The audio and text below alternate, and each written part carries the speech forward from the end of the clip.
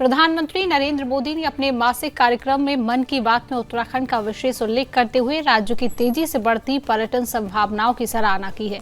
प्रधानमंत्री ने कहा कि देवभूमि उत्तराखंड अब winter tourism, adventure sports destination, wedding और धार्मिक पर्यटन के प्रमुख केंद्र के रूप में उभर रहा है।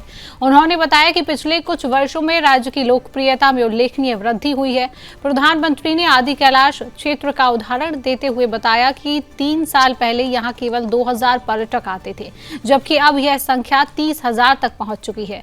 उन्होंने इसे बेहतर सुविधाओं और पर्यटन संरचना में किए गए सुधारों का परिणाम बताया है। अपने संबोधन में प्रधानमंत्री ने कहा कि उत्तराखंड में विंटर गेम्स और एडवेंचर स्पोर्ट्स युवाओं की नई पसंद बनते जा रही है। प्राकृतिक सौंदर्य और शांत वातावरण के कारण राज्य अब डेस्टिनेशन वेडिंग के लिए भी आकर्षण का केंद्र बन गया है।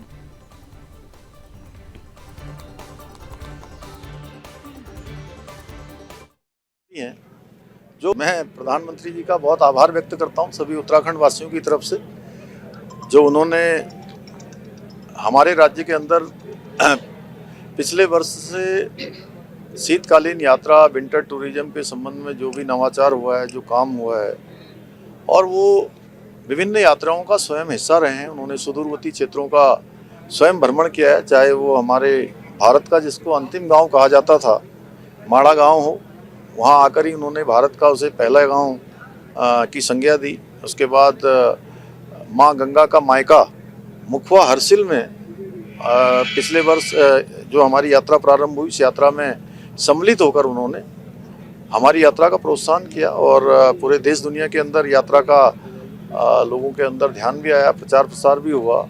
या सीमांत क्षेत्र आदि कैलाश हो, ज्वालिंगकोंग जो 17,000 फुट से भी अधिक ऊंचाई का क्षेत्र है, वो देश के पहले ऐसे प्रधानमंत्री हैं जो इन सीमांत क्षेत्रों में गए हैं। चाहे गुंजी का क्षेत्र हो, चाहे हमारा जागेश्वर धाम हो, अनेक क्षेत्रों का उन्होंने भ्रमण किया है। और आज की मन की बात के कार्यक्रम में उन्होंने विशेष रूप से हमारे राज्य के मेड इन उत्तराखंड का उल्लेख हो, या शीतकालीन यात्रा विंटर टूरिज्म का हो, या हमारे जो अभी हाई एल्टीट्यूड पर होने वाली मैराथन जो कड़ाके की सर्दी में आयोजित की गई थी, ये सभी आयोजन राज्य के अंदर हमारे टूरिज्म को प्रोत्साहित करेंगे।